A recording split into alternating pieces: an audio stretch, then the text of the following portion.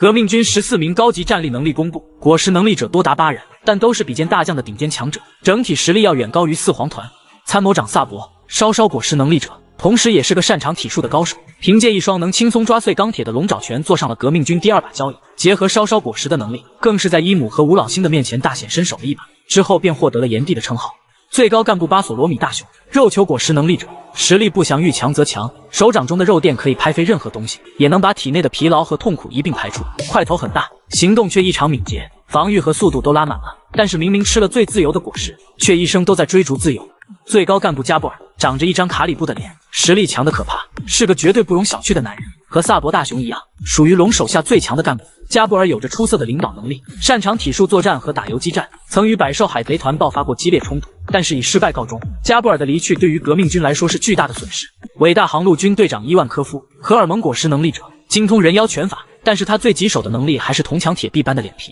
赤犬的鸣狗能贯穿四皇白胡子的身体，却无法给伊万科夫造成伤害。同时伊万科夫也是一名智将，龙能有今天的成就全靠他的辅佐。副军队长闪电，剪尖果实能力者，可以把任何物体剪开，是屏障果实的终极克星，战斗时冷静沉稳，能够很快分析出当前局势。北军队长乌鸦，美美果实能力者，他既能幻化成肉眼看不到的玫瑰，神不知鬼不觉出现在敌人眼前，也能把眉粉压缩成利刃刺杀对手，还可以制造用来传话的乌鸦，应该是一位自然系觉醒能力者，也难怪他可以与藤虎交手数个回合不落下风。北副军队长吉龙是个喜欢吃金属物品的怪异男人，咬合力惊人，并且他的见闻色非常强，能够准确察觉到数公里外的人是谁。东军队长贝蒂，鼓舞果实能力者，通过摇旗呐喊唤起人们潜藏在心底的力量，鼓舞伙伴们的士气。他的个人战力并不强，没什么突出的战绩，主要是给队友叠 buff， 属于团队里的重要辅助。东副军队长阿西鲁是一名改造人，左手为机械假肢，能够射出镭射激光。有意思的是，他第一次出场是古铜色皮肤，第2次出现皮肤变得又白又嫩了，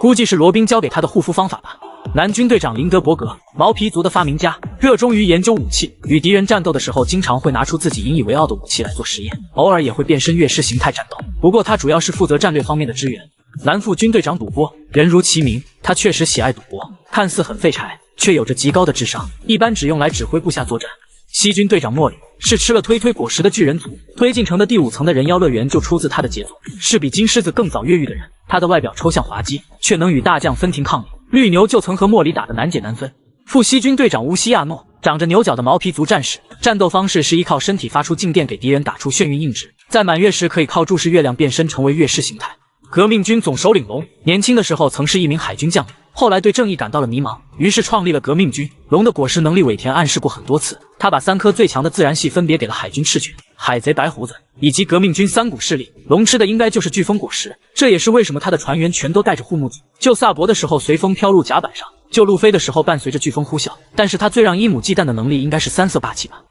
最 bug 的3颗恶魔果实，普通人吃下等于直接开了外挂，能力简直太离谱。第1颗格格果实，能力者格吉乌塔，四皇香克斯的女儿。乌塔本身并不是很强，但果实能力简直太无敌了。在剧场版 Red 的剧情中，乌塔依靠格格果实的能力单刷2个四皇团，你没听错，就是2个黄团。草帽团和红发团再加一个外援卡尔，3队阵容联手对付乌塔一个人。只要听到乌塔唱的歌，不管是大将还是四皇，都会立即沉睡，并被带入到精神世界。在他创造的这个世界内，乌塔就相当于神一般的存在，无所不能。而身体留在现实世界里的人会被他随意操控，并且被控制的人仍旧保持原有的战斗力。就好比凯多，乌塔操控他的时候，霸占技巧和鱼果实的能力仍旧会正常释放。格格果实的终极奥义是召唤格之魔王，是一只能够毁灭世界的怪物，相当于古代3大兵器的存在。这也是为什么吴老星和大妈都想夺取乌塔。可以说现阶段格格果实就是海贼王中的天花板能力。第2颗屏障果实，第1任能力者是黑炭船丸，现任则是巴托洛米奥。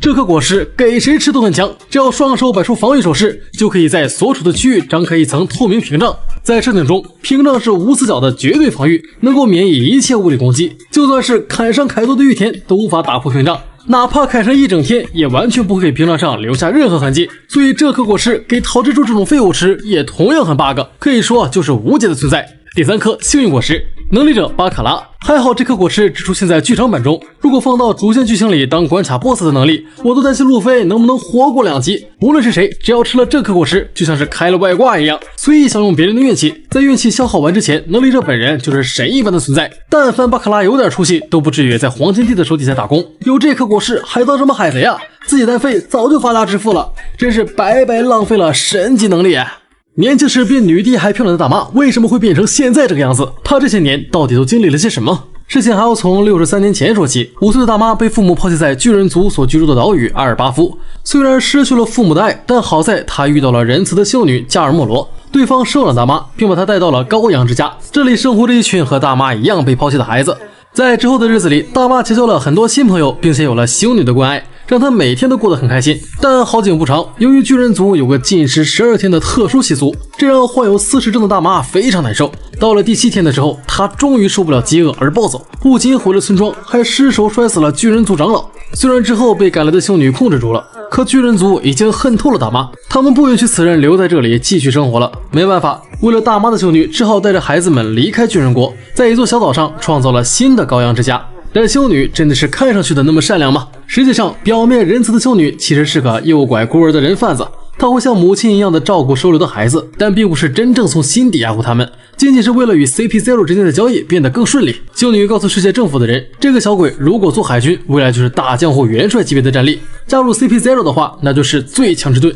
修女把大妈视为最后一笔生意，但意外总是来得很突然。在大妈6岁生日那天，小伙伴们为她准备了焦糖泡芙，看到美食的大妈抑制不住内心的喜悦，闭着眼睛享受着幸福的时刻。在她吃泡芙忘我的时候，小伙伴们的声音一个接一个的消失，直到修女也没了动静。当大妈再睁开眼的时候，周围一片寂静，所有人都不见了，但她也意外获得了魂魂果实的能力。之后大妈遇到了长面包，在对方的引导下踏上了海贼之路，两人相互合作，转瞬之间大妈就成为了足以威胁世界的存在。首次被悬赏，金额就达到了惊人的5000万贝利。又过了很多年，18岁的大妈加入洛克斯海贼团，这个时候的她已经长成了一个颜值爆表的大美女，无论是身材还是美貌都不逊色如今的女帝。难怪在海贼王罗辑的眼中，她都是那么的漂亮。不过从大妈18岁开始，她就不停的与各个种族的男人结婚生子，只为完成修女的愿望，创立一座万国。直到68岁，她已经有39个女儿、46个儿子和43任前夫。但也因为大妈总是暴饮暴食，再加上不停的生孩子，导致身材严重走样，已经再也变不回曾经的那个美少女了。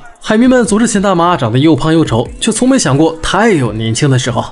你知道人如果吃了人人果实会怎样吗？在所有的人人果实当中，只有乔巴的最特殊，其他人吃的全是幻兽种，如路飞的尼卡形态、战果的大佛形态，就连同为动物的牛鬼丸吃的都是大入道形态，只有乔巴是原味的老百姓形态。真不知道我们的团宠是怎么得罪尾田了，竟会遭到这样的待遇。乔巴原本是一只驯鹿，天生的蓝色鼻子让他遭到鹿群的歧视，总是被欺负，永远都走在队伍的最后面，甚至连父母都抛弃了他。后来因为误食恶魔果实，让他拥有了双腿站立行走的能力，还可以和人类沟通交流。之后在魔女古丽娃的指导下，他成为了一名优秀的医生，并开发出了7段变形技能。不得不说，果实开发这方面乔巴是真的强，但是这颗果实也就只有他吃合适，准确来讲是只有动物吃了能够获得能力，而人吃了还是普通的人。曾经就有海迷问过尾田这个问题，人如果吃了人人果实会怎么样？尾田则半开玩笑的回答道，会成人吧，也就是由人变为理智的人，活得像个人样，似乎就是这样。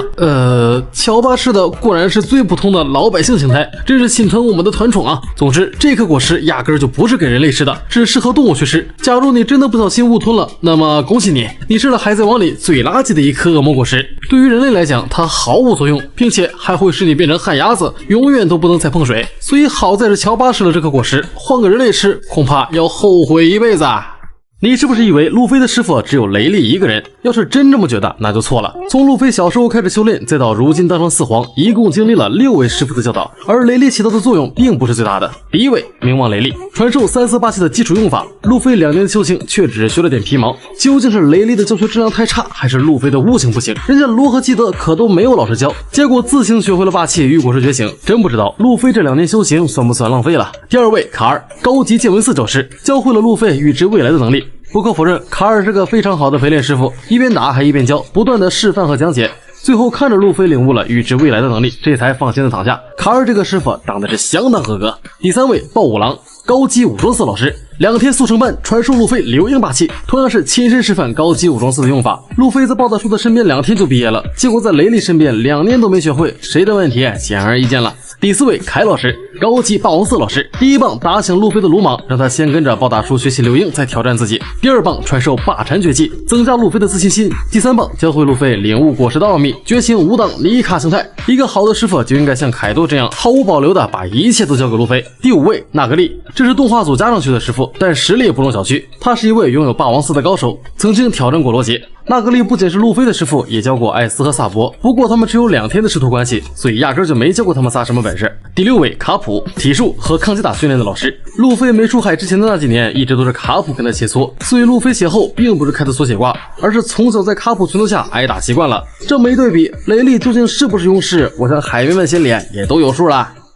盘点海贼王中最离谱的3个 bug。1、研磨这把妖刀强倒是很强，能释放使用者的霸气，发挥出砍伤凯多的力量。但是有个疑点，我相信很多海迷也发现了，这把刀的前任主人是玉田，现在的主人是索隆，以致玉田的身高是3.82米，而索隆的身高此时1.8米，两人差了足足1个身位。所以研磨这把刀，按照常理来看，玉田拿着是刚刚好，那么索隆拿在手里的话，应该是一把巨型大刀。可谁能想到，这把刀放在索隆手上却也刚刚好？难道研磨在没人使用的这20年里自动缩水了吗？还是说这把刀会根据使用者的身高自由变换长短？真的是离大谱了。2、我们都知道罗杰海贼团早在第8集的时候就登场了，当时8季正准备吃下假的恶魔果实，而罗杰传声的人看热闹的同时嘴里还说着恶魔果实只是在传言中听说过而已。起初我是觉得这可能是早期的罗杰海贼团，所以才会没见过恶魔果实，但等我看到玉田回忆篇时才发现这原来是设定上出现的 bug。 尾田在967集又画了一遍红发和8吉打架的场面，同样是在争论南极和北极哪个更冷，